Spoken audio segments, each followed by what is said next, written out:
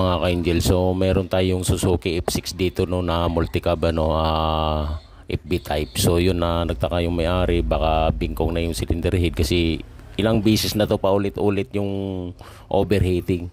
So naglalagay sila ng tubig, pagka binubulwak lalagay ulit, tapos tatakbo, overheat pa rin siya. So how many times na nangyayari ito hanggang dinala niya nila rito.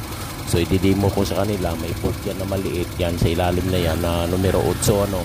Pag nilagyan nyo ng tubig, tapos bibleeding nyo yun sa loob, buksan yung numero 8 ano, yun kumalma na siya ngayon dahil na-bleeding na natin, pero meron pa siyang lumalabas. Dapat kalmado yung tubig dyan, kahit anong revolution mo walang bubulwak dyan. So yun, kulang pa, bibleed pa natin ulit yung numero 8 yun, pasisingawin lang natin tapos i-revolution no, para lalabas lahat ng hangin, sulit ang tubig na papasok dyan.